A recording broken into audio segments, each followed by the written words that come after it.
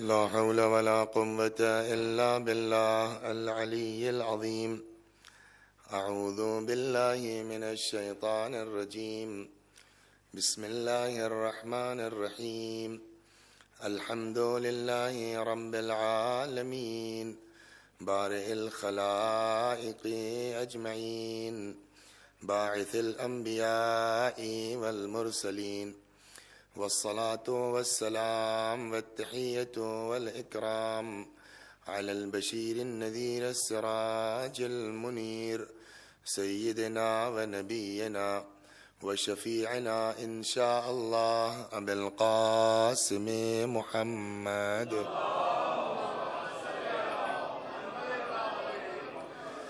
اللهم صل عليه وعلى أهل بيته مظاهر جمالك وجلالك الذين كلامهم نور وأمرهم رشد ووصيتهم التقوى وفعلهم الخير وعادتهم الإحسان وسجيتهم الكرم واللعن على أعدائهم الشاكين فيهم المنحرفين عنهم أجمعين. أما بعد، صدق الله تعالى حيث يقول وهو أصدق القائلين وقوله الحق. أعوذ بالله من الشيطان الرجيم. بسم الله الرحمن الرحيم. قل لا أسألكم عليه أجرا إلا المودة في القربى ومن يقترف حسنة نزد له فيه حسنا. صلوات بر محمد.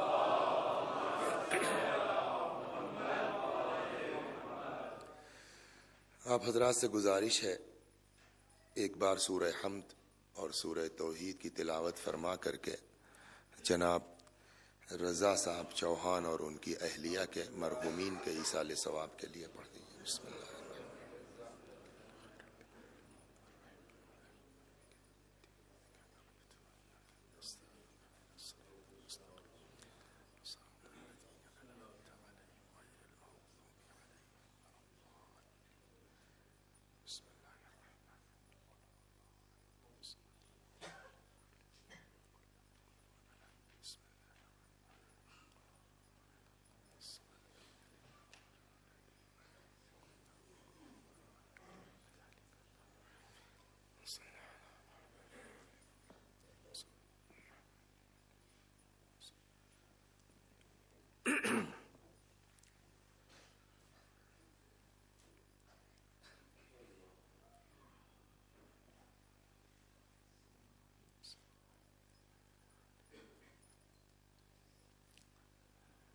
ارشاد ہو رہا ہے میرے حبیب آپ کہہ دیجئے کہ رسالت کی اجرت کے سلسلے میں میں تم سے کوئی مطالبہ نہیں کرتا مگر یہ کہ میرے قرابت داروں سے محبت کرو.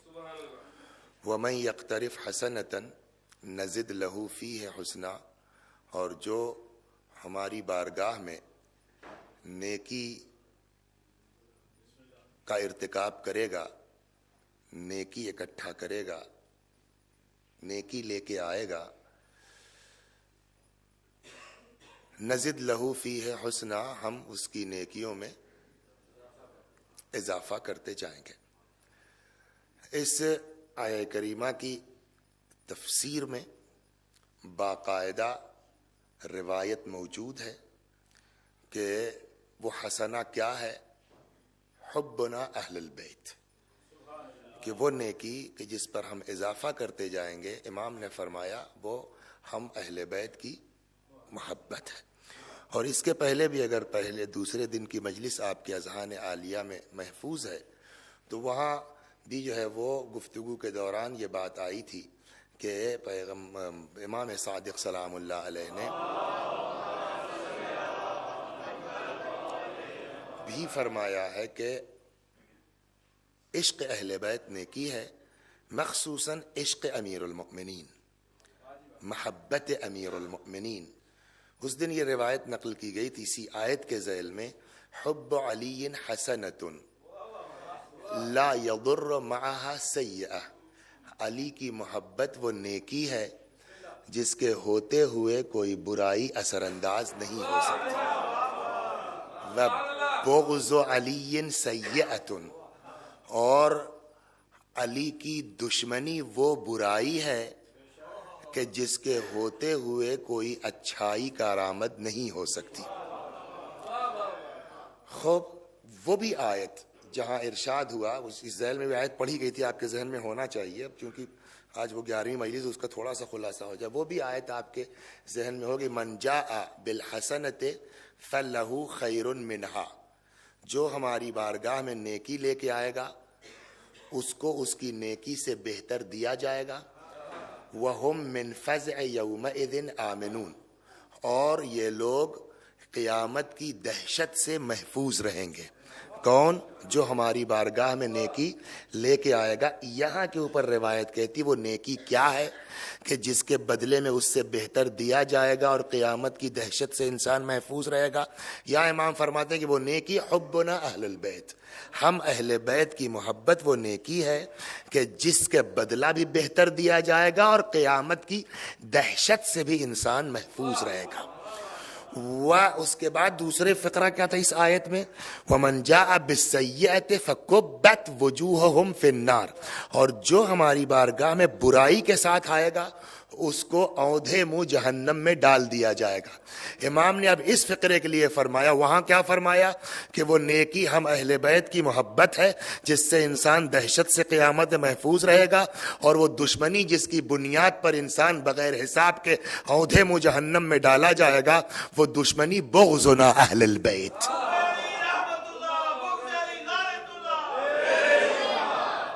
اور حقیقت یہ ہے کہ اگر یہ حدیثیں کوئی نئی نہیں ہیں، یہ روایات کوئی نہیں، آپ سنتے رہتے ہیں، لیکن آپ غور کریں اگر اس پر تو انسان کو، حالانکہ مجھ سے کہنے لگے کہ بھائی بس کیجئے، آپ بہت ہو گیا کہ اللہ نے ایسے گھر میں پیدا کر دیا کہ عشق اہل بیت مل گیا اور شکر خدا کا.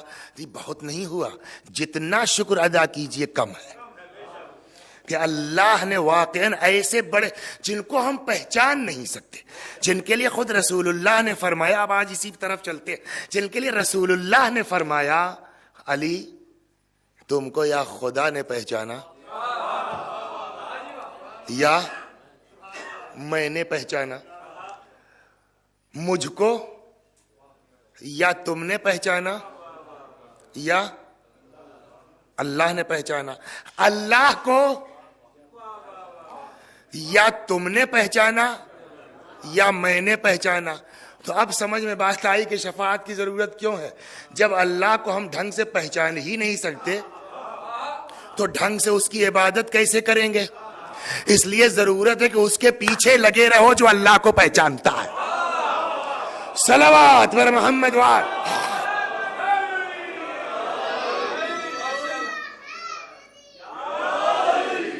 اور میں نے کہا نا مجھ کو شعر یاد نہیں ہوتے، کہہ بھی نہیں پاتا، بڑی دعائیں کی، روزوں پہ جا کے دعائیں کی کہ اللہ شعر کہنے، اس لیے کہ واقعی شعر کہنے کے فضائل بہت ہے نا.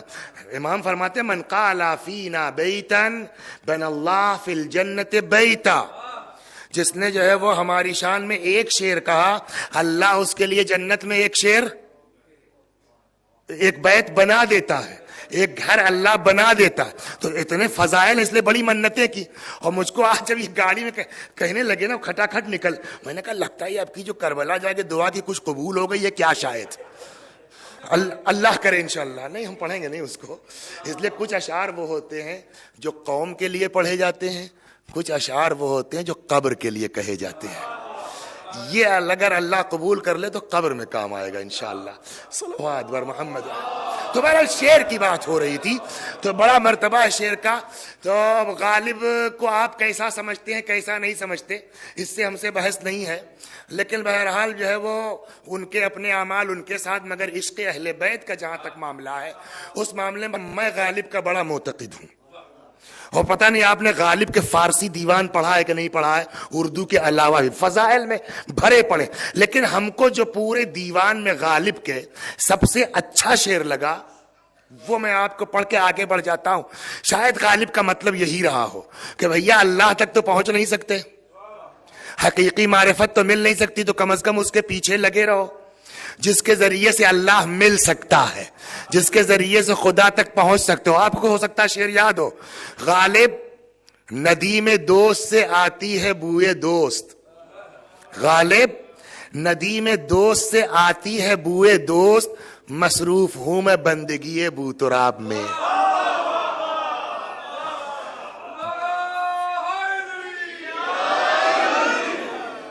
اب پتہ نہیں آپ نے کتنا اس شعر کو سمجھا اور میرا کیا مقصد ہے، بہرحال لیکن یہ بات طے ہے کہ بغیر علی کے ہم خدا تک پہنچ نہیں سکتے. بغیر دیکھیے دونوں چیزیں، نہ ہم علی کو اللہ کہہ سکتے ہیں کہ وہ بھی کفر ہے، اور نہ بغیر علی کے اللہ تک پہنچ سکتے ہیں، یہ بھی کفر ہے. صلوات بر محمد وآل.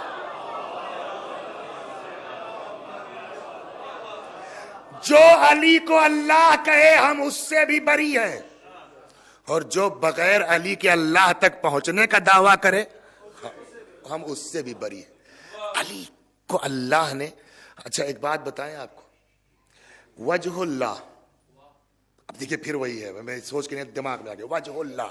وجہ اللہ کا مطلب کیا ہے؟ پڑھیے آیت ذرا سا، کل من، سورہ رحمان، ہاں، کل من علیہا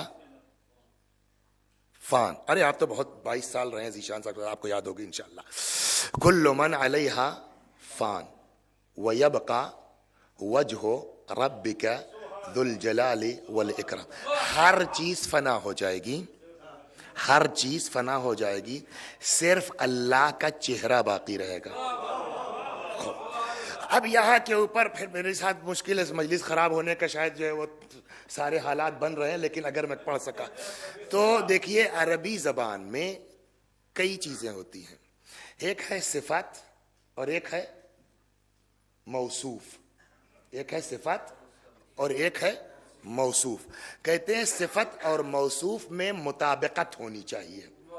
میں بحث اس میں نہیں جاؤں گا، لیکن ایک ہوتا ہے زبر، ایک ہے زیر، ایک ہے پیش، یہی ہے نا. تو پوری بحث ہم کو تھوڑی یہاں بیٹھ کے کلاس تھوڑی لگانی، جو بات جلدی سے کہہ کے جانا کہ صفت و موصوف کی ایک خصوصیت یہ ہے اعراب کے اعتبار سے، جہاں اگر صفت موصوف ہے کلمہ، تو اگر صفت کو زبر ہے تو موصوف کو بھی زبر ہوگا، اگر صفت کو زیر ہے تو موصوف کو بھی زیر ہوگا، اگر صفت کو پیش ہے تو موصوف کو پیش ہوگا. یہ دماغ میں ہے نا. اب پڑھیے آیت پھر سے آپ، کل من علیہا فان، ہر چیز فنا ہو جائے گی، وَيَبْقَى وَجْهُ، اور باقی رہے گا چہرہ. کس کا چہرہ؟ رب کا. رب جو ہے، اچھا اور سن لیجیے، ایک چیز اور وضاحت کر دیں کہ کبھی کبھی یہ ہوتا ہے کہ پیش نہیں آتا، اس کے بدلے میں واو ہوتا ہے، وہ بھی حرکت کی جگہ پر ہے، وہ حرف نہیں ہے. کبھی کبھی عربی زبان میں یہ ہوتا ہے کہ واو کے بدلے میں کیا آئے گا؟ پیش. زبر کے بدلے میں کیا آئے گا؟ الف. یہ کے بدلے میں کیا آئے گا؟ زیر کے بدلے میں کیا آئے گا؟ یہ. مثلا آپ کہتے ہیں نا لفظ ابو عبداللہ ہے کہ ابا عبداللہ ہے کہ ابی عبداللہ ہے؟ السلام علیکم ابا عبداللہ پڑھتے ہیں نا، لفظ کیا ہے؟ ابو عبداللہ ہے کہ ابا عبداللہ ہے کہ ابی عبداللہ ہے؟ کہ یوں تو ابو عبداللہ کا ہے، لیکن اب جہاں زبر کی گنجائش ہے تو وہاں الف لگے گا، السلام علیکہ یا ابا عبداللہ ہوگا. جہاں زیر ہونا چاہیے وہاں زیر کی جگہ جو ہے وہ یہ لگے گی بے ابی عبداللہ، اس لیے کہ بے کے بعد زیر ہوتا ہے. جہاں پیش ہونا چاہیے اس پیش کے بدلے میں لگے گا جو ہے وہ واو، حدثنا ابو عبداللہ. توجہ فرمانا. تو میرا مجمع سمجھ گیا کہ زبر کے بدلے میں کبھی الف آتا ہے، پیش کے بدلے میں واو آتا ہے، اور زیر کے بدلے میں یہ آتی ہے. اب ادھر آئیے، صفت اور موصوف میں اعراب کے اعتبار سے مطابقت ہے، یعنی اگر صفت کو پیش ہے تو موصوف کو بھی پیش ہوگا، صفت کو زبر ہے تو موصوف کو بھی زبر ہوگا، اور صفت کو زیر ہے تو ہاں اگر ادھر زیر آنے لائق نہیں ہے حرف آئے گا اس کے بدلے میں. تو اگر صفت کو مثلا پیش ہے تو موصوف کو واو ہوگا، اگر صفت کو زبر ہے تو موصوف کو الف ہوگا، اگر صفت کو زیر ہے تو موصوف کو کیا؟ یہ ہونی چاہیے نا. اب یہاں پر آیت پڑھیے آپ اور یہ بتائیے کہ یہ کس چیز کی صفت ہے؟ صلوات بر محمد. اب میں سمجھاتا ہوں آپ کو. کل من علیہا فان، ہر چیز فنا ہو جائے گی. وَيَبْقَى وَجْهُ، باقی رہے گا چہرہ کس کا؟ رب کا، تمہارے رب کا. تو وجہ کے اوپر ہے زبر، رب کے اوپر ہے زیر، آگے اس کی آ رہی ہے صفت کہ باقی رہے گا چہرہ تمہارے رب کا کہ جو صاحب جلال ہے اور صاحب اکرام ہے. یہ صاحب جلال اور یہ صاحب اکرام صفت کس چیز کی ہے؟ لفظ وجہ کی ہے کہ لفظ رب کی ہے؟ اس لیے کہ آیت میں دونوں لفظ ہے نا. وَيَبْقَى وَجْهُ ایک لفظ، رب کا، رب کو زیر ہے، ذوال جلال والاکرام. اب اگر یہ صفت رب کی ہوتی تو ہونا چاہیے تھا وجہ رب کا ذل جلال والاکرام. پتا نہیں میں سمجھا پایا کہ نہیں سمجھایا. اگر یہ صاحب جلال و اکرام رب کی صفت ہوتی تو رب والا اعراب لگتا رب کا ذل جلال والاکرام. لیکن قرآن میں کیا ہے؟ وَيَبْقَى وَجْهُ رب کا ذل جلال والاکرام. ہر چیز فنا ہو جائے گی مگر باقی رہے گا تمہارے رب کا چہرہ کہ وہ چہرہ صاحب جلال ہے، صاحب اکرام. صلوات.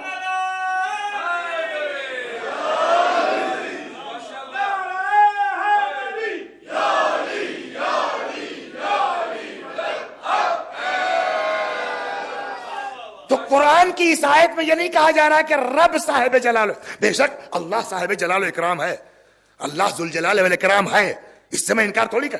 لیکن اس آیت میں رب صاحب جلال و اکرام نہیں کہا گیا.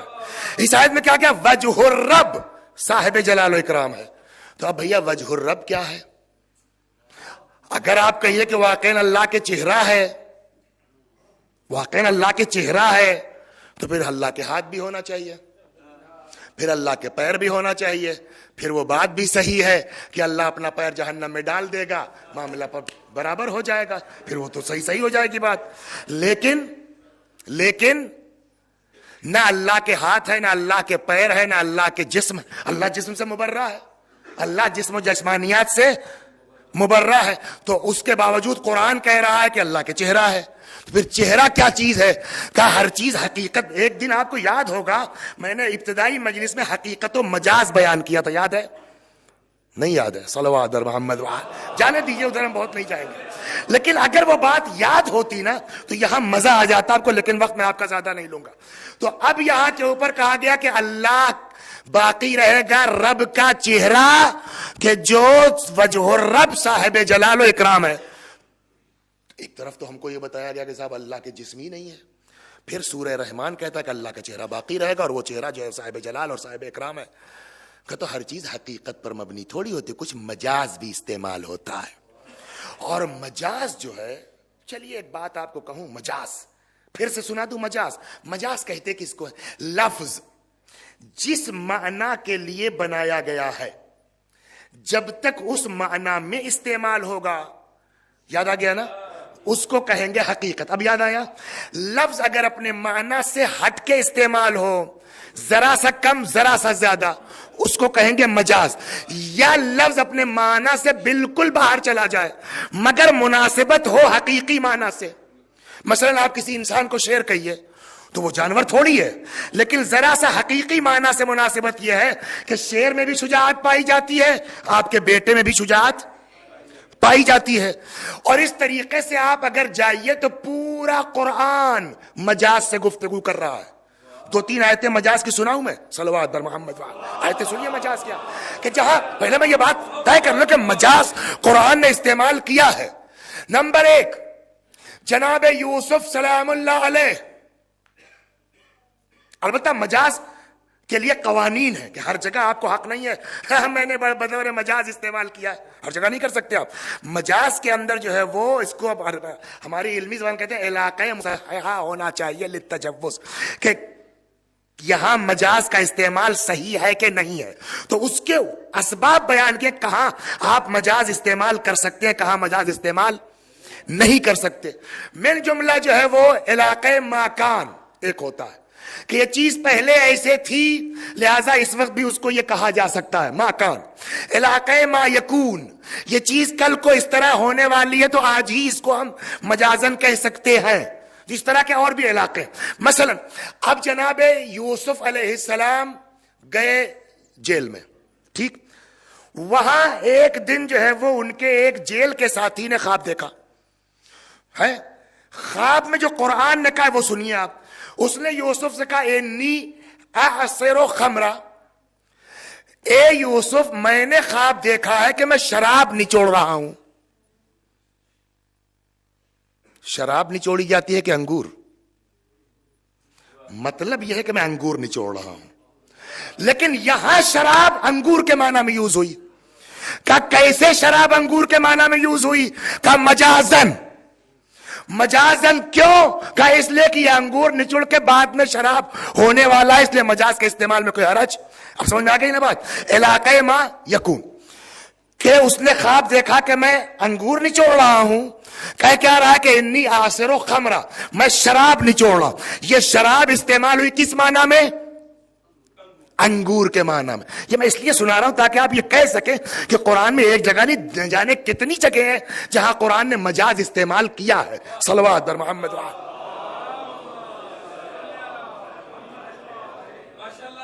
قرآن کہتا ہے کہ جب ان کے سامنے تلاوت ہوتی ہے قرآن کی تو یجعلون اصابعہم فی آذانہم، یہ لوگ اپنے کانوں میں انگلی ڈال لیتے ہیں. انگلی جا سکتی ہے کان میں؟ کان میں انگلی جا سکتی ہے؟ نہیں. مگر قرآن نے کہا یجعلون اصابعہم، یہ لوگ اپنی انگلیاں ڈال لیتے ہیں کان میں. تو انگلی کہاں جاتی ہے؟ اتنا سا حصہ جاتا ہے بس. تو یہ اس کو انگلی تو نہیں کہتے، اس کو انگلی نہیں کہتے، اس کو کیا کہیں گے؟ اس کو کہتے ہیں انملہ، پور، یہ جو ہے انملہ. تو اب کہتے ہیں مفسرین کہ کہنا چاہیے تھا قرآن کو یجعلون اناملہم فی آذانہم، اپنی انگلیوں کے سرے کو یہ ڈال لیتے ہیں کان میں. مگر انامل یوز نہیں کر کے قرآن نے کیا یوز کیا؟ یجعلون اصابعہم، انگلیاں ڈال لیتے ہیں، مطلب یہ انگلیوں کا سرا ڈال لیتے ہیں. تو یہاں بولی گئی انگلی مراد صرف اتنا ہے. یہ کیوں ہے؟ حقیقت ہے یہ کہنا، یہ مجاز ہے. یا جو ہے وہ یتیم بچہ ہے. یتیم کس کو کہتے ہیں؟ جس کا باپ. تو اب یتیم کے جو قوانین ہے کہ صاحب اس کا جو ذمہ دار ہوگا، چچا ہے، عزیز ہے، کوئی رشتہ دار ہے جس کو وصی بنا کے گیا اس کا باپ، وہ اس کی پراپرٹی کا ذمہ دار ہے. کب تک ذمہ دار ہے؟ جب تک بالغ نہ ہو جائے. اس کے بعد اب جب وہ بالغ ہو گیا تو اب یتیم نہیں ہے. لیکن قرآن کہتا ہے کہ جب یہ بڑا ہو جائے، بالغ ہو گیا ہے، تو قرآن کی آیت یہ ہے کہ وَآتُوا الْيَتَامَى أَمْوَالَهُمْ، یتیموں کو ان کا مال دے دو. کہ صاحب اگر یتیم ہے تو ہم ذمہ دار ہیں، ہم مال اسی وقت دیں گے جب یہ یتیم نہ رہ جائیں، بالغ ہو جائے تبھی نا. تو یہاں یتیم کا مطلب یتیم نہیں ہے، یتیم کا مطلب یہ کہ جو بالغ ہو گیا ہے. مگر قرآن نے کیا کہا؟ وَآتُوا الْيَتَامَى أَمْوَالَهُمْ، یتیموں کو اس کا مال دے دو. یہاں مراد یتیم نہیں بلکہ وہ ہے جو بالغ ہو چکا ہو. تو یہ یتیم کے معنی میں نہیں ہے. کیوں؟ کا مجازن استعمال ہوا. میرے خیال میں یہ 3 مثالیں کافی ہیں کہ قرآن مجید نے مجاز استعمال کیا ہے. تو وجہ کے حقیقی معنی تو ہے چہرے کے، مجازی معنی کیا ہے اس کو ڈھونڈیے آپ. صلوات بر محمد. اس لیے کہ اگر حقیقی معنی آپ نے لے لیے تو پھر اللہ کا ہاتھ بھی ماننا پڑے گا، اللہ کا پیر بھی ماننا پڑے گا، اللہ کے سارا جسم ماننا پڑے گا. کہ مجازی کیوں لے؟ میں نے کہا جیسے 50 جگہ قرآن مجازی معنی لیتے ہو ویسے یہاں بھی لیجئے. بقیہ جگہ پر تو مجاز جائز، جب فضیلت علی کی بات آ جائے تو مجاز جائز نہیں.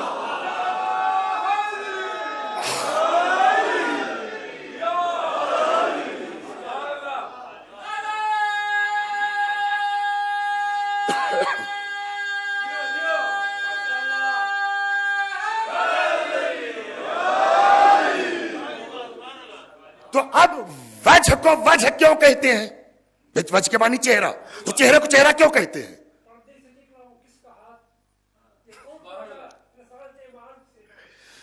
ہاں یہ شعر بھی اچھا ہے ماشاءاللہ. صلوات بر محمد. وہ ایک الگ چیز ہے. وہ جب جو ہے کہیں مل جائے اگر آپ کو مولانا ابن حسن صاحب قبلہ نو نہروی کی سی ڈی تو خیر اس زمانے میں کہاں، وہ آڈیو کیسٹ یا سی ڈی کہیں آڈیو مل جائے تو ان کی بڑی مشہور مجلس ہے معراج پر. اس کو سنیے آپ تو پھر کسی اور سے کہنے یا پوچھنے یا بیان کرنے کی ضرورت نہیں رہ جائے گی. وہ ان کی البتہ ان کی مجلس سمجھنے کا بھی ہنر چاہیے. وہ عجیب انداز ان کا ہوتا تھا. ملک گواہ، فلک گواہ، وہ رات گواہ، دعات گواہ. وہ اس طرح سے پڑھتے تھے. وہ معراج بڑے جو اسپیشلسٹ تھے معراج کے. ان سے تلاش کروائیے اور اس کو سنیے آپ. صلوات بر محمد.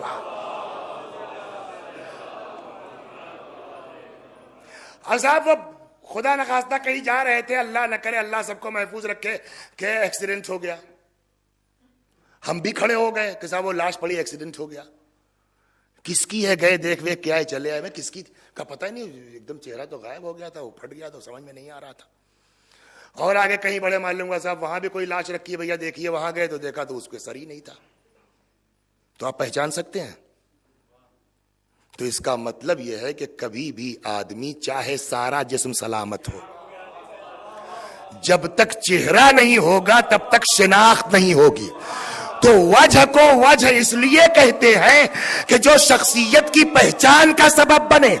علی کو بھی وجہ الرب اس لیے کہتے ہیں کہ اگر علی نہ ہو تو اللہ پہچانا نہیں جائے گا.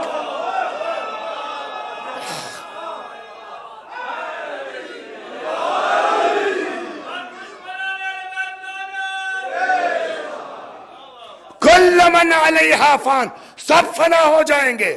وَيَبْقَى وَجْهُ رَبِّكَ، لیکن وہ چیز باقی رہے گی جس سے تم اپنے اللہ کو پہچان سکتے ہو کہ وہی وجہ صاحب جلال بھی ہے، صاحب اکرام بھی ہے. اب اگر کوئی پلٹ کے پوچھے بتاؤ قرآن کہاں علی کو صاحب جلال و اکرام کہہ رکھا، پڑھ لو سورہ رحمان، سمجھ میں آ جائے گا. اللہ نے اپنے کو رب کو نہیں کہا، وجہ الرب کو کہا ہے، ذوالجلال والاکرام. ہم کیا پہچانیں گے؟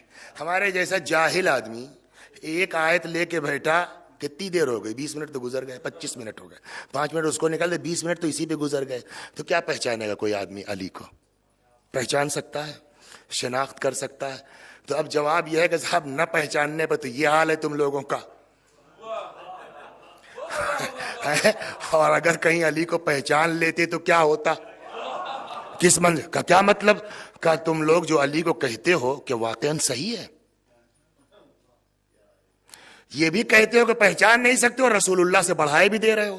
صلوات بر محمد. اسی کا کیا مطلب کہ آپ بتائیے. آپ لوگ نقل کرتے ہیں روایت امیر المؤمنین سے. امیر المؤمنین کی روایت کیا ہے؟ نزلونی عن الربوبیہ، ہم کو ربوبیت سے نیچے رکھو، ہم کو اللہ مت کہو، لیکن ورفعوا عنی حدود البشریہ، بشریت کے حدود سے ہم کو اوپر رکھو. وہ تو بات سمجھ میں آ گئی کہ ہم اللہ نہیں ہیں، ہم رب نہیں ہیں. لیکن تو جب آپ اللہ نہیں ہیں تو پھر کیا ہے بھئی؟ اللہ کے اشرف المخلوقات کا نام کیا ہے؟ بشر نا. اور آپ کہہ رہے ہیں کہ صاحب مجھ کو بشر مت کہو. ورفعوا عنی حدود البشریہ، ہم کو بشریت کے حدود سے اوپر رکھو. یعنی بشر، میں تمہارے جیسا کم از کم بشر. یہی مطلب ہوا نا نزلونی عن الربوبیہ، ہم کو ربوبیت سے نیچے رکھو. ورفعوا عنی حدود البشریہ، اور بشریت کے حدود سے ہم کو اوپر رکھو. مطلب تمہارے جیسا بشر نہیں ہوں. مانیں گے آپ اس حدیث کو؟ اس لیے کہ پہلے دن سے چلی آ رہی ہے بات یہ کہ ہم وہی مانیں گے جو قرآن سے ٹیلی کرے. اور قرآن اپنے نبی کے لیے کہتا ہے قل انما انا بشر مثلکم، میرے حبیب آپ کہہ دیجئے میں تمہارے جیسا بشر ہوں. اب اگر کوئی آ کے اعتراض کرے کہ بھیا قرآن اپنے نبی کو تو کہہ رہا میں تمہارے جیسا بشر ہوں، اور تم روایت لے کے آ رہے ہو کہ علی کہہ رہے میں تمہارے جیسا بشر نہیں ہوں، تو بڑھایا کہ نہیں بڑھایا؟ صلوات بر محمد. کیا ہوا؟ بڑھایا کہ نہیں بڑھایا؟ اب اس کا سیدھا اب کیا جواب؟ دیکھیے ایک جواب دوں. اکثر یہ ایک شخص تھا زمانے میں امام حسن عسکری سلام اللہ علیہ، اس نے کتاب لکھنا شروع کی قرآن کے تضاد. یہاں کچھ کہہ رہا ہے قرآن، یہاں کچھ کہہ رہا ہے قرآن، یہاں کچھ کہہ رہا ہے قرآن، یہاں کچھ کہہ رہا ہے قرآن. اس نے کتاب پوری جمع کرنا شروع کی. اس کا ایک شاگرد تھا جو صحابی امام بھی ہے نا. امام کے پاس آیا، کہنے لگا مولا وہ تو کتاب لکھ رہا ہے، حضرت نے صرف ایک جملہ کہا, جا کے اس سے پوچھو کہ قرآن میں ٹکراؤ ہے کہ تمہاری سمجھ میں ٹکراؤ ہے. اتنی سی بات. وہ جا کے اس نے کہا کہ اللہ یار یہ تمہاری بات تو نہیں ہو سکتی, یہ لائے ہو کہیں. کہ امام نے کہا بات صحیح ہے کہ قرآن کیا کہہ رہا ہے ہمیں کیا پتا, کہ ہم جو سمجھے ہیں وہی صحیح بات ہے, ٹکراؤ ہماری سمجھ میں بھی ہو سکتا ہے. وہی حال یہاں بھی ہے کہ آپ کہہ رہے ہیں قرآن کچھ کہہ رہا ہے, علی کچھ کہہ رہے ہیں, تو یہ تمہاری سمجھ میں ٹکراؤ ہے یا واقعاً علی اور قرآن میں ٹکراؤ ہے؟ صلوات بر محمد. اور اگر یہ بات میں سمجھا لے جاؤں نا تو وہ ساری چیزیں سمجھ میں آ جائیں گی کہ علی تم کو یا میں نے پہچانا یا خدا نے پہچانا, کوئی پہچان ہی نہیں سکتا. اور حقیقت یہ کہ نہیں پہچان سکتا. اب آئیے ادھر, آپ کیا ہیں؟ انسان. انسان ابھی تو مخلوق کی بات چل رہی, اس کے بعد مومن کافر تو بعد میں. انسان بشر ہے نا. واٹس ڈیفینیشن آف انسان جناب؟ وہ پردے کے پیچھے ہاتھ. انسان کی ڈیفینیشن کیا ہے؟ انسان کی تعریف کیا ہے؟ لاجک منطق میں ہم لوگوں کو پڑھایا گیا ہے, ہم بھی جب پڑھاتے ہیں تو بلیک بورڈ پہ ایسے ہی کھڑے ہوتے ہیں کہ انسان کی تعریف ہے حیوان پلس ناطق برابر انسان. تو انسان مجموعہ دو چیز کا, ایک حیوان اور دوسرے عقل. ٹھیک, تو ہم حیوان ہیں, صاحب عقل حیوان. یوں کہیے ہم جانور ہیں, صاحب عقل جانور. تو گھوڑا کیا ہے؟ جانور. گدھا کیا ہے؟ جانور. خچر کیا ہے؟ جانور. آپ کا نام نہیں لوں گا میں. وسیع حسن کیا ہے؟ برا لگ جائے نا بلا بات چلتے چلتے خراب ہو جائے, بات کیا فائدہ ہے. وسیع حسن کیا ہے؟ جانور. جانور. جانور صاحب کیوں جانور؟ ہم نے کہا جانور بگڑو مت. جانور کو جانور کیوں کہتے ہیں؟ کیونکہ اس میں جان ہے. بھائی جانور اسی لیے تو جانور ہے, اس لیے کہ اس میں جان ہے. حیوان کو حیوان کیوں کہتے ہیں؟ اس لیے کہ اس میں حیات ہے. صلوات پر محمد. اسی لیے تو کہتے ہیں نا حیوان کو حیوان, اس لیے کہتے ہیں کہ اس میں حیات ہے. جانور کو جانور اس لیے کہتے ہیں کہ اس میں جان. تو جتنی حیات کی خصوصیات ہمارے اندر ہے اتنی گھوڑے کے اندر ہے. جتنی حیوانیت ہمارے اندر ہے اتنی ہی گدھے کے اندر ہے. کا کیا مطلب؟ گھوڑا بھوک لگتی کھاتا پیتا ہے, کہ جی ہاں ہم کو کھاتے پیتے ہیں. گھوڑے کو غصہ آتا ہے لات مارتا ہے, ہم کو غصہ آتا ہے نہیں, لات نہیں مارتے لیکن غصہ تو آتا ہے نا. ایک جمعہ آدمی اپنی مجبوری نہ پڑھا تو 50 سوال ہوتے ہیں, تو غصہ تو ہوتا ہے نا آدمی کو. تو جانور کو غصہ آتا ہے, ہم کو بھی غصہ آتا ہے.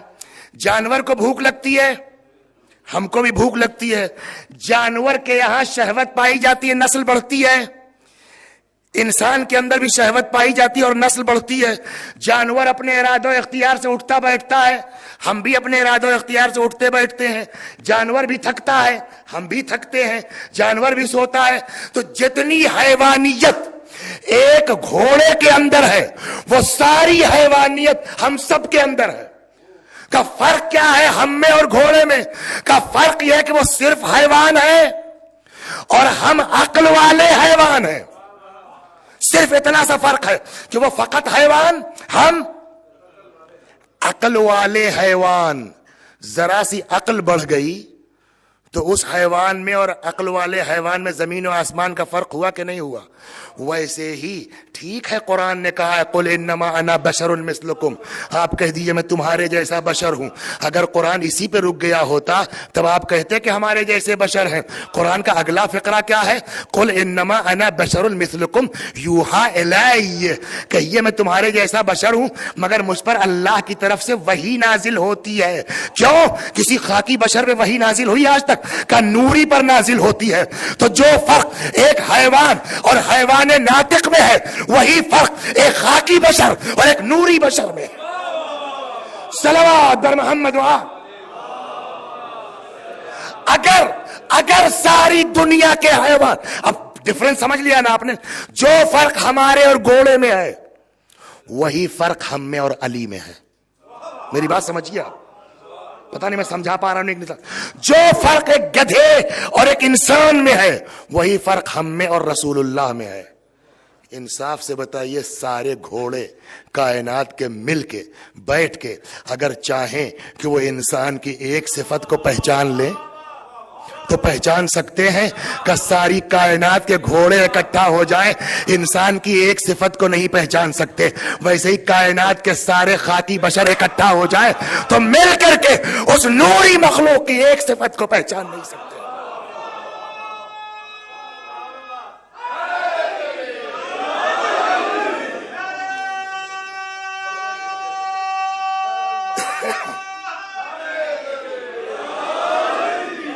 اچھا صاحب ہم نہیں پہچان سکتے تو وہ خود تو پہچانوا سکتے ہیں اپنے آپ کو۔ اس کی مثال سن لیجئے، سارے جانوروں نے کانفرنس کر لی صاحب، کینیڈا، امریکہ، یہاں وہاں سب اکٹھا ہو گئے، اور صاحب طے ہونا ہے کہ جانوروں انسانوں میں ایک چیز ہوتی ہے طبابت، اس پر ہم کو ڈسکس کرنا ہے کہ طبیب ڈاکٹر کسے کہتے ہیں۔ ساری دنیا کے جانور مل کر کے کانفرنس کر لی انہوں نے، مگر سمجھ ہم پہنچے، میں نے کہا کہیے، کہ بھائی ہم لوگ تو نہیں سمجھ سکے، اچھا تم ہی تو بتا دو کہ ڈاکٹر کسے کہتے ہیں۔ میں نے کہا ٹھیک۔ اب میں وہاں سے واپس آیا، جتنے جو ہے وہ ہم کو ڈاکٹر مہیا ہو سکے ان کی ایک کانفرنس کی کہ بھائی وہ لوگ ذرا کم سمجھ ہیں، جانور ہیں، ان کو سمجھانا ہے، آپ لوگ ذرا ایک بریف تیار کر دیجئے 2-3 پیج کی، میں جا کے ان کے سامنے پڑھ دوں۔ وہ صاحب 50 ڈاکٹروں نے مل کر کے تیار کر دیا، 4 پیج میں لے کے پہنچا اور سارے جانوروں کو کھڑا کر کے اور میں نے پڑھنا شروع کیا۔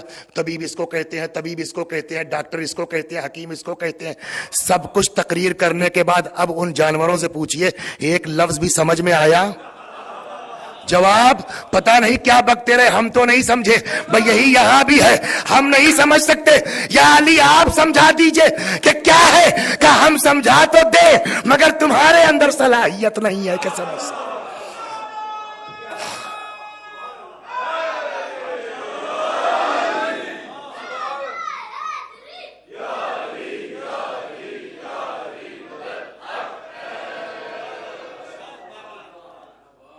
اب سمجھے پیغمبر نے کیا کہا؟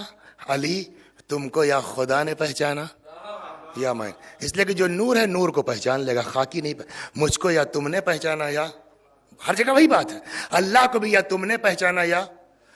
اب سمجھے امیر المومنین کا فقرہ کیا ہے؟ نزلونی عن الربوبیہ، ہم کو اللہ مت کہنا، وارفعوا عنی حدود البشریہ، مگر بشریت کے حدود میں بھی ہم کو نہ رکھو۔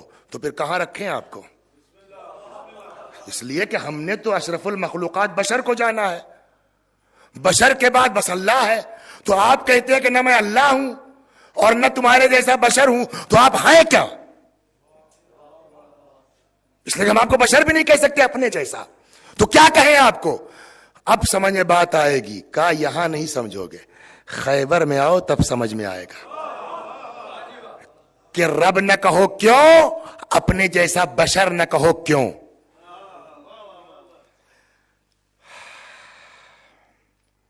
جانے دیں، جانے دیں۔ آپ کا کیا نام ہے؟ غلام عباس صاحب، سنبھلے رہیے گا، ابھی آپ کا نمبر آ رہا ہے۔ صلوات بر محمد وآل۔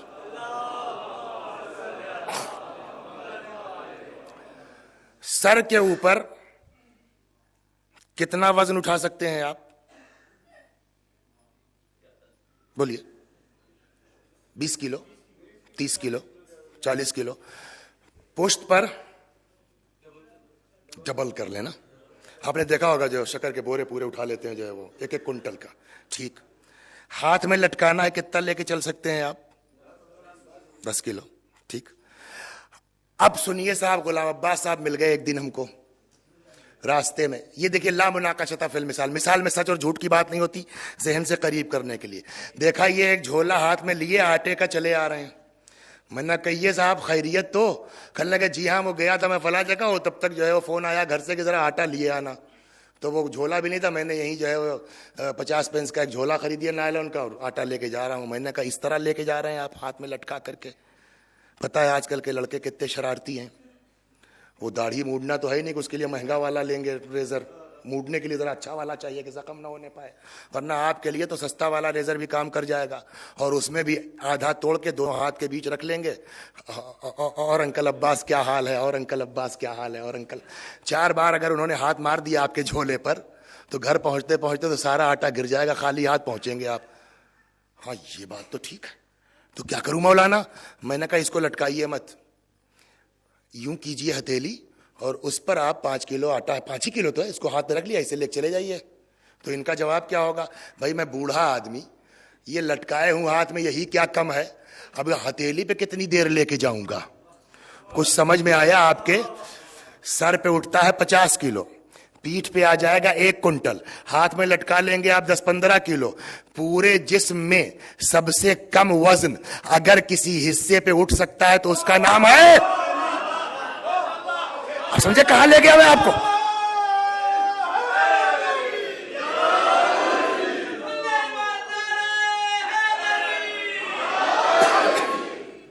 پورے جسم میں اگر سب سے کم ویٹ اٹھ سکتا ہے کسی حصے پر تو اس کا نام ہے ہتھیلی۔ اور اب بتائیے پچھلی مجلس اگر یاد، درے خیبر کا وزن کتنا تھا؟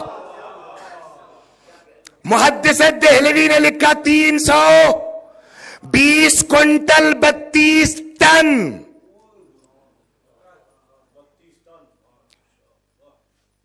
ہلا نہیں سکتا آدمی، اٹھانا تو دور کی بات ہے۔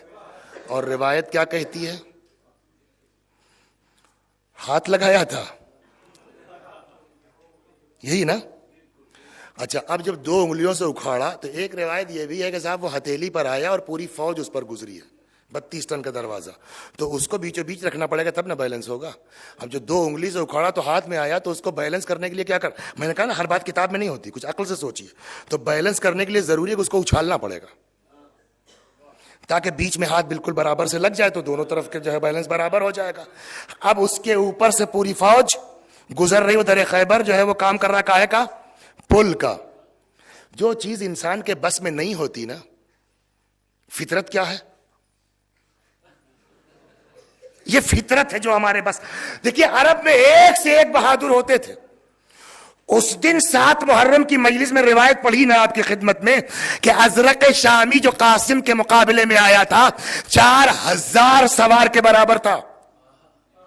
چاہے جتنے سوار کے برابر ہو، لیکن پورے عرب میں کوئی موئی کا لال ایسا پیدا نہیں ہوا تھا جو 32 ٹن کے دروازے کو ہلا دیتا، اٹھانا دور کی بات۔ اور جب علی کے ہاتھ پہ اٹھا تو جتنے پہلوان ہیں، ارے یہ فطری بات ہے کہ نہیں ہے؟ کسی کی نگاہ علی کے ہاتھ سے ہٹ نہیں رہی ہے، نہ اوپر نہ نیچے۔ کیسے تم نے کہہ دیا؟ میں نے کہا اگر اوپر نیچے گئی ہوتی تو کبھی یہ فقرہ نبی نہ کہتے۔ کہ کیا کہا نبی نے؟ کہ جب علی کے ہاتھوں میں درے خیبر آیا تو پبلک نے کہا یا رسول اللہ علی کو دیکھیے، یا رسول اللہ علی کو دیکھیے۔ نبی نے فرمایا میاں ہاتھ کیا دیکھتے ہو، پیر دیکھو۔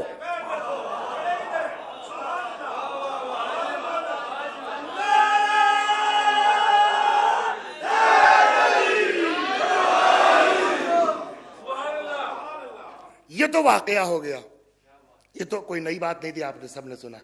اب یہاں سے سوالات کا سلسلہ۔ مولا اتنا بھاری دروازہ، یہ جتنے سب ہیں سورما، کوئی ہلا نہیں سکتا، یہی کیا کم ہے کہ آپ نے اٹھا لیا، اتنا بہت ہے، یہ پیر زمین سے کیوں اٹھایا آپ نے؟ سوال ہوگا نہیں ہوگا؟ تو عجب نہیں میرا مولا جواب دے کہ یہ آج کے لیے تھوڑی اٹھایا ہے۔ ہم نے کہا جی، کہ یہ تمہارے زمانے کے لیے ہے، اس لیے کہ تمہارے زمانے میں ایک سے ایک بدماش پیدا ہوں گے کہ جن کو تلاش ہوگی کہاں سے علی کے فضائل کم کیے جائے۔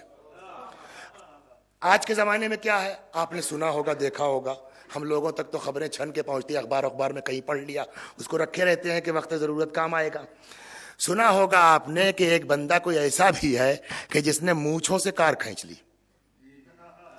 صحیح ہے؟ اس پورے مجمع میں جتنے مونچھ والے ہیں سب سے میرا سوال ہے، اس لیے کہ داڑھی ہو نہ ہو مونچھ تو اکثر کے پاس ہے۔ داڑھی کسی کسی کے پاس دونوں نہیں ہوتی، مگر اکثر وہ ہوتے ہیں کہ مونچھ نہیں رکھ، داڑھی نہیں رکھتے مگر مونچھ رکھتے ہیں۔ تو مونچھ والوں کی اکثریت ہے اس میں، اللہ کا الحمدللہ شکر ہے خدا کا، داڑھی والوں کی اکثریت ہے اس میں، کہ جتنے مونچھ والے ہیں آپ اپنی مونچھ سے کار کھینچ سکتے ہیں؟ مونچھ نکل جائے گی، کار نہیں لے گی۔ ہے نا. ایک اور بھی سنا میں نے, پتہ نہیں کہاں تک صحیح, آپ بتائیں گے سنا کہ نہیں سنا, کہ وہ کوئی صاحب وہ ہے صاحب, وہ 5 گمے اینٹیں وہ باندھ کے کان سے اٹھا لیتا ہے. ہمارا تو کان ہی اکھڑ جائے گا, گما اٹھنا تو ہاتھ سے اٹھانا مشکل ہے, 5 اینٹیں جو ہے وہ. تو یہ بھی تو آدمی ہی ہے نا جو مجھ سے کار کھینچ رہا ہے. ہم بھی آدمی ہیں جو مجھ سے کار کھینچ رہے ہیں. تو کیسے صاحب اس نے کھینچ لیا اور کیسے ہم نہیں کھینچ سکتے, ہماری تو منہ اکھڑ جائے گی. ذرا سے یوں کہ یہ تکلیف ہوگی نا, وہ کار کھینچے لے رہا ہے, تو اس کا کیا جواب ہے آپ کے پاس؟ تاریخ کی بات نہیں ہے, یہ آج کے زمانے کی بات ہے نا, دیکھا ہوگا آپ لوگوں نے ٹی وی وغیرہ پر. تو وہ آدمی ہی تو ہے جس نے منہ سے کار کھینچی. کیا جواب آپ کے پاس ہے؟ صاحب انسان تو ہے بے شک, ہم سے الگ نہیں ہے, ہماری طرح کا بشر ہے. جو ایکچوئل میں ہماری طرح کا بشر ہے اس کا مقابلہ تو ہم کر نہیں سکتے. جو واقعی ہمارے جیسا بشر ہے, کہ وہ ہوا کیسے؟ تو ایک ہی جواب ہمارے آپ کے پاس ہے, مشق ہے نا, ایکسرسائز. اچھا ترجمہ کر دیا آپ نے, میں چکر میں تھا کیا کہوں. مشق, ایکسرسائز, ریاض ہے نا. اس نے دھیرے دھیرے دھیرے دھیرے کیا اس منزل پہنچ گیا کہ اگر میں دونوں پیر زمین سے نہ اٹھاتا تو کل کے لوگ پتہ ہے کیا کہتے کہ میاں ایکسرسائز پر کیا نہیں ہو سکتا. صلوات بر محمد. یہ ہوتا آج کے زمانے میں, میاں ایکسرسائز پہ کیا نہیں ہو سکتا. جب عام آدمی مونچھوں سے کار کھینچ سکتا ہے تو علی تو ایکسٹرا آرڈنری تھے ہی. انہوں نے تھوڑی اور ایکسرسائز کر لی ویٹ اٹھانے کی, انہوں نے 32 ٹن اٹھا لیا, تو یہ تو ایکسرسائز پہ چلا جاتا, قوت الہیہ نہ کہلاتی. اور جب کہ علی نے کہا یہ ایکسرسائز نہیں ہے, یہ قوت ربانی کی بنیاد پر ہے. میں نے کہا مولا کیوں؟ کہا آپ پوچھو اس سے جو یہ اعتراض کرے کہ یہ ایکسرسائز کی بنیاد پر ہے. اس سے کہو علی نے 32 ٹن اٹھایا تھا نا, تم 32 کلو. اچھا 32 کلو چھوڑو, 32 گرام, 32 گرام چھوڑو, جتنا واجب ہے اتنا پہنو, کپڑے بھی اتار دو, بس نا, کچھ اٹھانا نہیں ہے. ایک پیر اٹھاؤ, اس نے اٹھا لیا. کہا دوسرا اٹھاؤ, کہ یہ لاکھ ایکسرسائز کرے آدمی, یہ دونوں پیر ایکسرسائز کی بنیاد پر اٹھ. کہ کیوں نہیں اٹھ رہا؟ کہا ہم ہیں خاکی, اور یہ زمین بھی ہے خاک, کشش پائی جاتی ہے اپنی طرف کھینچتی ہے, لہذا ہم جتنی کوشش کریں گے خاکی ہے خاک کی طرف جائیں گے. علی نے دونوں پیر اٹھا کے بتایا ہم تمہاری طرح خاکی بشر نہیں ہیں.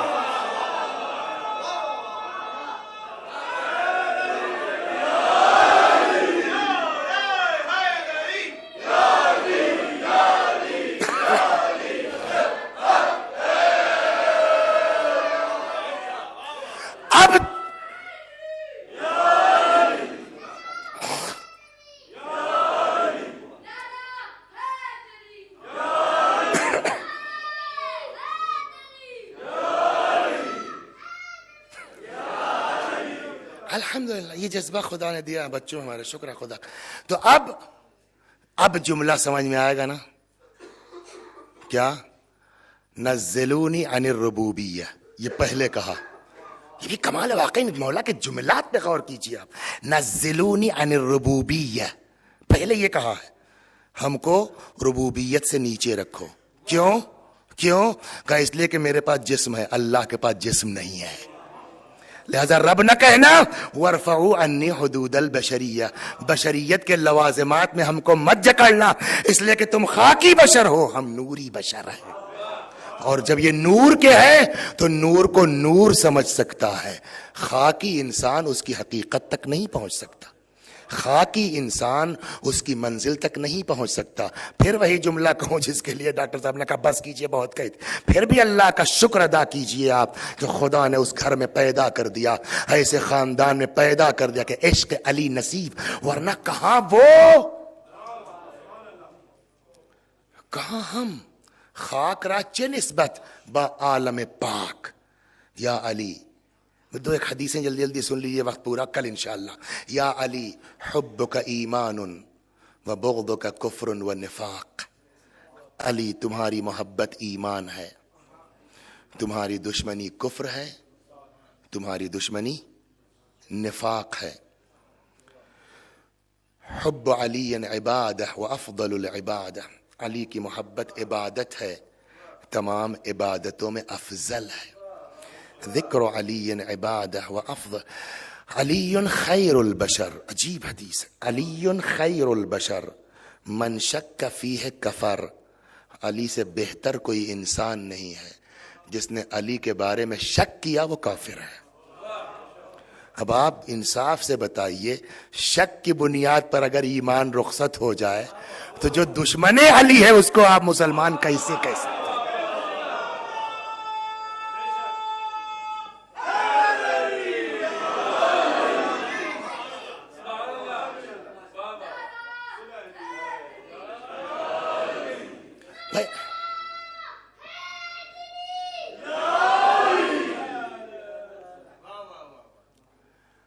اچھا پہلے ایک بات بتائیے، ایک ہمارے ہاں اصطلاح بولی جاتی، آپ کے ہاں بولی جاتی ہوگی، قانون ہاتھ میں لینا، یہ بولتے ہیں نا، اس کا مطلب سمجھ رہے ہیں نا، قانون ہاتھ میں لے، قانون ہاتھ میں لینا صحیح ہے کہ غلط؟ غلط ہے نا۔ فرض کیجئے کہ کسی شخص نے میرے باپ کا قتل کر دیا، ٹھیک، لکم فی القصاص حیات یا اولی الالباب، قرآن کہتا ہے قصاص میں زندگی ہے۔ ہم بھی نکلے صاحب اور ہم نے ریوالور نکالی اور جا کے اپنے باپ کے قاتل کو مار دیا، ہم گرفتار ہو گئے، ہم لاکھ عدالت میں جا کے فریاد کریں کہ صاحب اس نے میرے باپ کو مارا تھا، صاحب میں نے اس کے بدلے مارا، ہماری ایک دلیل قبول کرے گا کوئی؟ جج کیا کہے گا؟ ٹھیک ہے، آپ کا ہم کو آپ کے ساتھ ہمدردی ہے، آپ آ کے FIR کرتے، آپ آ کر کے جو ہے وہ کیا کہتے ہیں شکایت کرتے، آپ عدالت میں استغاثہ کرتے، آپ کو مارنے، قانون ہاتھ میں لینے کا حق نہیں تھا۔ ہو گئی بات نا؟ اب آئیے، تو جب دنیا کی حکومت کا مزاج یہ ہے کہ ہمارا بنایا ہوا قانون آپ ہاتھ میں نہیں لے سکتے، آپ غور کر رہے ہیں؟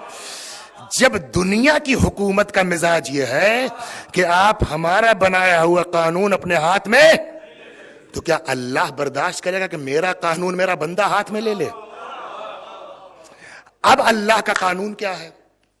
جنت اور جہنم تک پہنچانا خدا کا کام ہے کہ ہمارا آپ کا؟ خدا کا نا۔ اللہ نے جہنمیوں کے لیے بہت واضح طور پر ایک کہا ہے کہ من قتل مؤمنا متعمدا فجزاؤہ جہنم، جو قتل کرے کسی مومن کو جان بوجھ کے، فجزاؤہ، اس کی جزا کیا ہے؟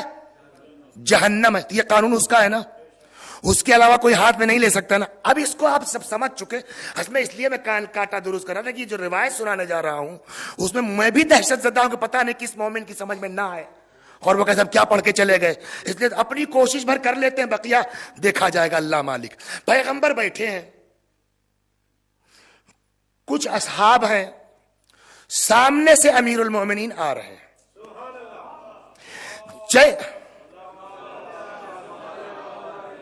جیسے ہی رسول اللہ کی نظر پڑی، پیغمبر نے فرمایا ولی ھذا ولی اللہ۔ میری کوشش ہوتی کہ روایت پڑھنے بجائے میں روایت دکھا دوں آپ کو۔ ولی ھذا ولی اللہ، اس کا دوست، کس کا دوست؟ اس کا دوست یعنی کس کا دوست؟ علی آ رہے تھے نا، علی کا ولی ھذا یعنی اس کا دوست، یعنی علی کا دوست، ولی اللہ اللہ کا دوست ہے، وعدو ھذا عدو اللہ، اور اس کا دشمن اللہ کا دشمن، یعنی علی کا دوست اللہ کا دوست، علی کا دشمن۔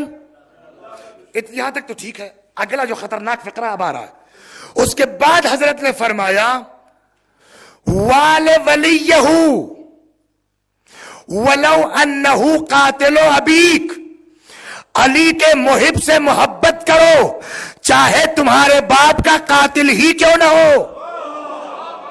اب سمجھے مطلب کیا ہوا؟ باپ کے قاتل سے محبت کرے کہ قتل کی سزا دینا تمہارا کام ہے کہ خدا کا؟ جواب خدا کا۔ علی کو بیس بنا کے محبت کرنا تمہارا کام ہے، قاتل کو سزا دینا خدا کا کام ہے۔ تم اپنا کام کرو، اللہ اپنا کام کرے گا۔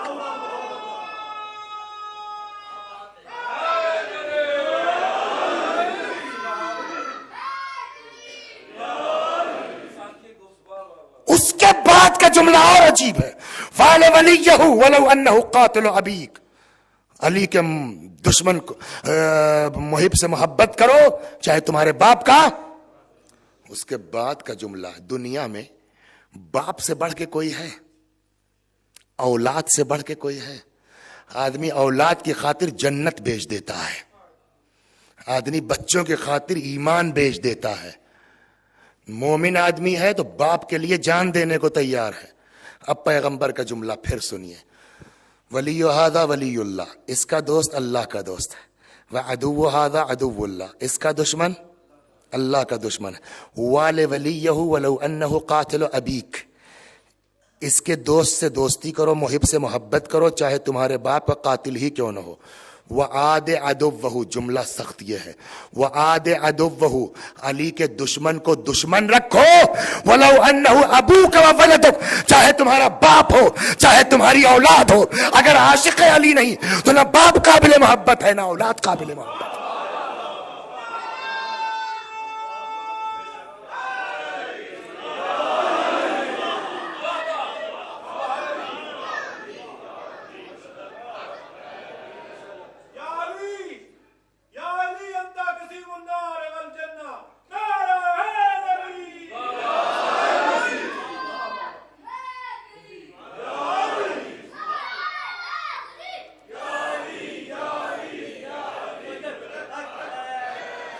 انہوں نے ابھی کہا کہ یا علی انت قسیم النار والجنہ، ہے نا؟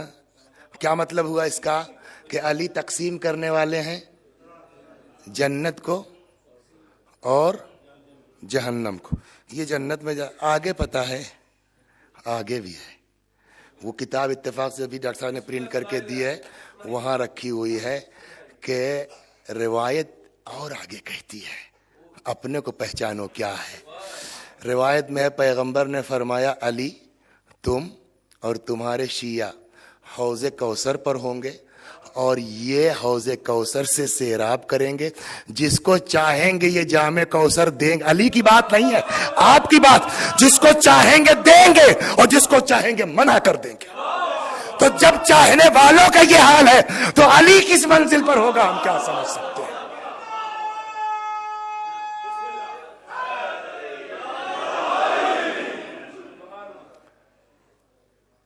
تو باپ بھی اسی وقت قابل احترام ہے جب دشمن علی نہ ہو. دیکھیے دو چیزیں، ایک ہے لا علمی، وہ ایک الگ چیز ہے. لا علمی کی بات نہیں ہے یہاں. کیا عاد عدوہ، علی کے دشمن کو اگر دشمن ہے. آپ ایک اعتراض دیکھیے، وہی ہے نا کہ کیل کاٹا نہیں کیجیے گا تو پبلک اعتراض کہ صاحب وہ جو ایک آدمی جو ہے مسیحی تھا مسلمان ہو گیا. چھٹے امام کے زمانے میں امام نے کہا اپنی ماں کی خبرگیری قاعدے سے کرو، اور وہ جا کے اور خدمت کرنے لگا. تو اس نے کہا بیٹا جب تم ہمارے دین پہ تھے تب تو اتنا نہیں کرتے تھے، جب سے مسلمان ہوئے تب سے زیادہ خدمت کر رہے ہو. تو اس نے کہا صاحب ہمارے امام نے یہ بتایا ہے کہ ماں کی خدمت کرو. تو آپ یہ اعتراض کریں گے صاحب وہ تو دیکھیے امام یہ کہہ رہے ہیں آپ دیکھیے وہ لا علمی اور ہے، دشمن ہونا اور ہے. اگر دشمن ہے تو باپ بھی ہے تو قابل احترام نہیں ہے، اولاد بھی ہے تو قابل احترام نہیں ہے. بس مجلس تمام ہو گئی، آج وقت زیادہ ہو گیا آپ کا. علی تم کو یا خدا نے پہچانا یا میں نے پہچانا. تو یہ میں نے کا مطلب یہ نہیں کہ صرف رسول اللہ، مطلب وہ یہ ہے کہ نور کو نور پہچانے گا، خاک نہیں پہچان. تو ہم آپ تو نہیں پہچان سکتے علی کو، لیکن حسین حسن یہ تو پہچان سکتے ہیں نا. اور اب ہمارے آپ کے یہاں مولانا صاحب فلاں تاریخ کو ہمارے یہاں ماشاءاللہ بیٹا ہوا، نام بتائیے کوئی. ہم نے فون پہ کہا بھیا حیدر رکھ دو، علی رکھ دو. ارے وہ تو ہمارے بھانجے کا نام ہے. اچھا تو صفدر رکھ دو. ارے وہ تو ہمارے چچا کے پوتے کا نام ہے. اچھا تو فلاں رکھ دو. وہ تو صاحب فلاں کا نام ہے. ہوتا ہے نہیں ہوتا. ہم خاندان میں نام ٹکرا رہا ہے اس لیے نہیں رکھتے. اور اکبر کا نام علی، امام سجاد کا نام علی، اصغر کا نام علی. اللہ اکبر. اور اس پر وہ یاد ہے اس دن کی مجلس آپ کو، اس پر جب یہ لٹا ہوا قافلہ پہنچا ہے ابن زیاد کے دربار میں نا لعنت اللہ علیہ لعنت اللہ علیہ، تو شمر ملعون نے پہچانوانا شروع کیا، یہ فلاں ہے، یہ فلاں ہے، یہ فلاں ہے، یہ فلاں۔ امام سجاد تک آیا، کہتا ہے ہذا علی بن الحسین، یہ ہے امام کے وہ حسین کے بیٹے علی۔ تو وہ ملعون کہتا ہے ابن زیاد، پتہ نہیں کتنی دشمنی ان کے اندر تھی علی کی۔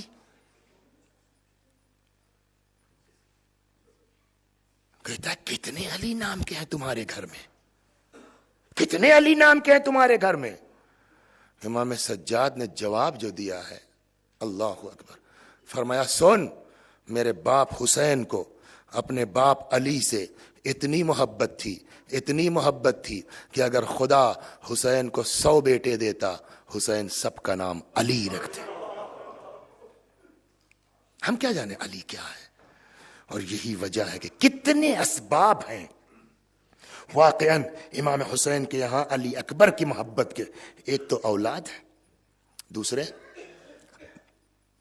نانا کی شبیہ ہے، خود فرمایا کہ جب میں کبھی زیارت کا مشتاق ہوتا تھا نظر نہ الے، اپنے اس بچے کو دیکھتا تھا، اور تیسرے باپ کا ہم نام ہے۔ اللہ اکبر۔ اور یہی وجہ ہے جتنا اکبر کے سرہانے تڑپے ہیں نا، روایت کہتی ہے کہ جس وقت اکبر کی آواز آئی ہے یا ابتا علیک منی السلام، تو روایت کا جملہ حضرت کی آنکھوں کے سامنے اندھیرا چھا گیا، کچھ دکھائی نہیں دے رہا تھا، بس چلے جا رہے ہیں اکبر کے نام پر۔ اللہ اکبر، کیا اثر ہوا ابھی آخر میں آؤں گا۔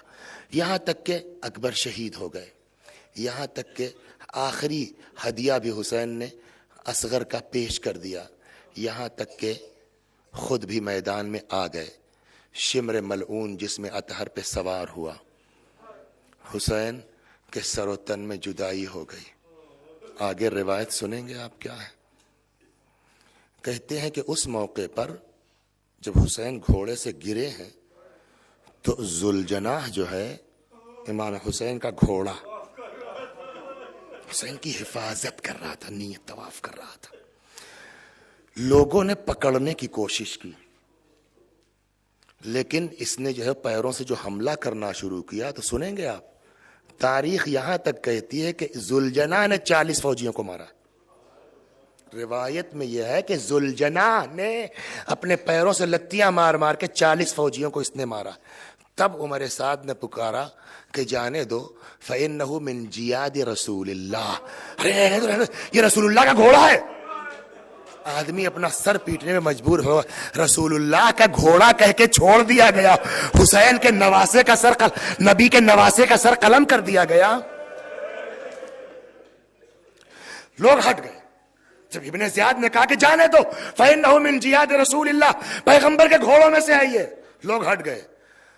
فَلَمَّا أَمِنَ الْجَوَادِ، جب گھوڑے کو کچھ اطمینان ہوا، کیسا وفادار تھا، کیسا وفادار تھا، تو کہتے ہیں کہ آیا اور اپنی کاکل، اپنی زلفوں کو اس نے حسین علیہ السلام کے خون سے رنگین کیا۔ اللہ اکبر، خون سے رنگین کیا۔ آیا ہے در خیمہ پر، اور در خیمہ پر آ کے اس نے آواز دی، ہنہنایا، جیسے گھوڑے ہنہناتے ہیں، لیکن یہ ہنہنانا عام ہنہنانا نہیں ہے۔ امام محمد باقر علیہ السلام نے فرمایا ہے باقاعدہ کہ پتا ہے تم کو کہ یہ گھوڑا کیا کہہ رہا تھا اپنی زبان میں؟ الظلیمہ الظلیمہ۔ میں کیسے سمجھاؤں اس کا مفہوم شاید یہ ہے کہ لعنت خدا کی، لعنت خدا کی اس امت پر جو اپنے نبی کے نواسے کو شہید کرتے۔ کہتے جیسے ہی بیبیوں نے گھوڑے کی آواز سنی، آ گئی، کوئی گردن سے لپٹ گئی، کوئی پیروں سے لپٹ گئی۔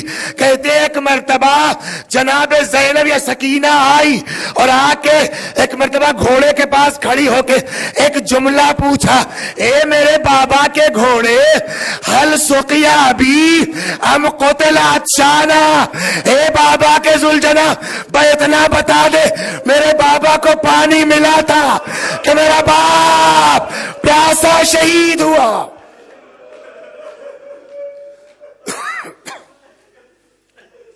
اجرکم علی اللہ. مختلف روایات ہیں ذوالجناح کے سلسلے میں کہا گیا. بعض کہتے ہیں کہ فرات میں داخل ہوا پھر اس کو کسی نے نہیں دیکھا. اللہ اکبر. خیموں میں آگ لگا دی گئی, خیمے جل گئے, بیبیاں خاک پر بیٹھی ہیں. ایک جو روایت شام غریبہ کے لیے ہے جو رات مس کر گیا میں نے نہیں عرض کی, اس وقت عرض کر دوں. عجیب روایت. آپ بتائیے شب عاشور آپ یہاں امام باڑے میں رہے ہے نا, اعمال کچھ لوگوں نے کیے, کچھ لوگ اپنا کچھ اس میں لیٹے بھی رہے بیٹھے بھی رہے, پھر صبح آئے ماشاءاللہ نماز جماعت پڑھی آپ نے الحمدللہ, 10 بجے آپ نے جلوس نکالا, گئے آپ پھر شام تک رہے. شام کو اکثر لوگ چلو مولانا بس وقت ہو گیا ہے اب چل کے تھوڑا سو لیں. آدمی شب عاشور سے لے کے شام غریبہ کی مجلس کے بعد پھر نہیں رکانا,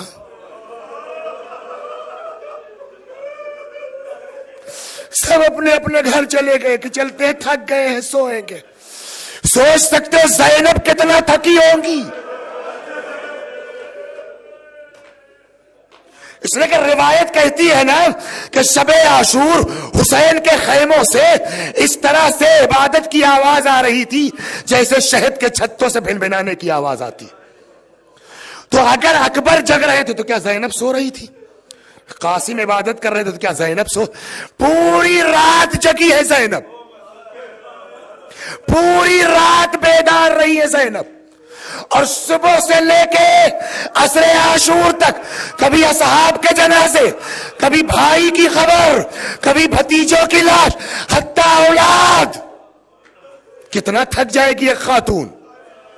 اور سب اچھا اگر کوئی پلٹ کے پوچھے ہم سے آپ سے کہ اس میں کوئی شک نہیں کہ رسول اللہ نے بھی مصیبت برداشت کی, امام حسن پر بھی مصیبت پڑی, مولا پر بھی مصیبت پڑی, حسین پر بھی مصیبت پڑی, لیکن اگر کوئی پوچھے کہ سب سے زیادہ مصیبت کس نے برداشت کی تو کس کا نام لیں گے آپ؟ پیغمبر کا. پیغمبر کی وفات مصیبت ہے, لیکن جہاں علی و فاطمہ حسن و حسین نے برداشت کیا وہیں زینب ساتھ ہے. فاطمہ کی شہادت مصیبت ہے, جہاں علی حسن و حسین نے برداشت کیا وہاں زینب و ام کلثوم ساتھ ہیں. امام حسن کی شہادت, علی کی شہادت مصیبت ہے, لیکن جہاں حسن و حسین نے برداشت کیا وہیں زینب نے بھی برداشت کیا. خود حسن کی شہادت مصیبت ہے, لیکن جہاں حسین نے برداشت کی حسین کے ساتھ برابر کی شریک زینب ہیں. لیکن ایک ایسی مصیبت ہے کہ جس میں نہ رسول اللہ شریک ہیں, نہ علی موجود ہیں, نہ فاطمہ موجود ہیں, نہ حسن موجود ہیں. کہ وہ کون سی مصیبت؟ کہ جب بھائی گھوڑے سے زمین پر آیا ہے, شمر ملعون جس میں اطہار پہ سوار ہوا ہے, چاہتا ہے سر و تن میں جدائی. یہ معمولی مصیبت ہے زینب کے لیے.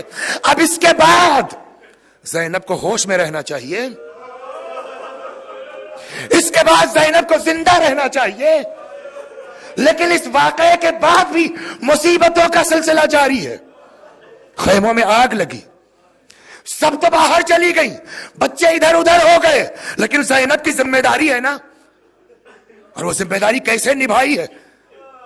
امام زین العابدین علیہ السلام روایت کہتی ہے چلنے لائق نہیں تھے, امام سجاد علیہ السلام سے اٹھا نہیں جا رہا تھا.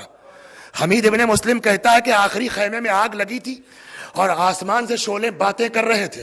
میں نے دیکھا کہ اس خیمے کے سامنے ایک طویل القامت بی بی ہے, آسمان کو تکتی ہے, ہاتھوں کو اس طرح ملتی ہے. میں ان کے قریب آیا, میں نے کہا بی بی خیریت, کوئی بہت قیمتی چیز رہ گئی ہے؟ فرمایا یا شیخ ان لنا علیلا فی الخیمہ, ارے ہمارا ایک بیمار اس خیمے میں رہ گیا جو اٹھ نہیں سکتا. ایک سپاہی کو ترس نہیں آیا کہ کم از کم بیمار کو خیمے سے لا دیتا. حمید کہتا ہے کہ میں نے دیکھا وہ خاتون جلتے ہوئے شعلوں سے اندر چلی گئی, وہ خاتون جلتے ہوئے شعلوں سے اندر چلی گئی, اور تھوڑی دیر میں کیا دیکھتی ہوں کہ اپنے کاندھے پر امام سجاد کو لادے ہوئے خیمے سے باہر آئی ہے. اللہ اکبر, اللہ اکبر. پھر اس کے بعد بچوں کو شمار کرنا شروع کیا, سکینہ کو ڈھونڈ کے لے آئی. بچے تھک گئے ہوں گے, سو گئے ہوں گے. اب میں نہیں بتا سکتا رات کے 12 بجے ہیں, 1 بجے ہیں, 2 بجے, کون سا پہر ہے, لیکن آخر کچھ وقت ایسا آیا ہوگا کہ جب بچے تھک کے سوئے ہوں گے, شور رونے کا کچھ کم ہوا ہوگا. بستر تو نہیں ہے, تکیہ تو نہیں ہے, جلی ہوئی قنات ہی صحیح, زینب کو کہیں جو ہے وہ لمحے کے لیے لیٹ جانا چاہیے کہ نہیں لینا چاہیے؟ انصاف سے بتائیے. مگر تھکی ہوئی زینب. روایت کا جملہ سناؤں کہ اب روایت کیا کہتی ہے؟ روایت کہتی ہے اس کے بعد جناب زینب کے لیے تاریخ روایت کا بیان ہے کہ زینب کی نماز شب کبھی قضا نہیں ہوئی حتی فی لیلت حاد العشر من المحرم، یہاں تک کہ شام غریبہ میں بھی جب سب سو گئے زینب کھڑی ہے آدھی رات، ربنا اغفر لی. کیا عجیب ہے روایت. اللہ اکبر. نہیں معلوم کب زینب نے آرام کیا. اتنے میں صبح ہو گئی. صبح ہوتے ہی بے کجاوا اونٹ لائے گئے، بیویوں کو سوار کیا گیا. لیکن دو طرح کی روایتیں ہیں. بعض روایتیں کہتی ہیں کہ ان خواتین نے خود خواہش کی تھی، لیکن بعض یہ کہتی نہیں، یہ ملعون جان بوجھ کے ادھر سے لے گئے جہاں شہداء کے لاشیں پڑے ہیں. بیویوں نے اپنے آپ کو اپنے اپنے وارثوں کے جنازوں پہ گرانا شروع کیا. اب آپ بتائیے زینب کا حال کیا ہونا چاہیے؟ زینب کی کیفیت کیا ہونا چاہیے؟ غش آنا چاہیے، بے ہوش ہونا چاہیے، مر جانا چاہیے اس منظر کو دیکھ کے کہ جہاں گھوڑوں کی ٹاپوں سے پامال بھائی کی لاش پڑی ہے. لیکن روایت عجیب کہتی زینب کی آنکھ سے آنسو نہیں نکلا. کل یہی عاشور کے دن زینب بے ہوش ہو رہی ہیں جب تک حسین زندہ ہے. حسین کی شہادت کے بعد عجیب بدل گئی ہیں زینب. روایت کہتی آئیں، بھائی کے جنازے کو ہاتھ میں لیا، آسمان کا رخ کیا، اللہم تقبل منا قلیل القربان، اللہ ہماری قربانی کو قبول کر لے. دل چاہتا عرض کروں بی بی، آج آپ کو حسین سے محبت نہیں ہے؟ حسین کا لاشا دیکھ کے غش نہیں آیا آپ کو؟ بے ہوش نہیں ہوئی؟ سکتہ نہیں ہوا؟ ہاتھ فیل نہیں ہوا؟ عجب نہیں شہزادی جواب دیں.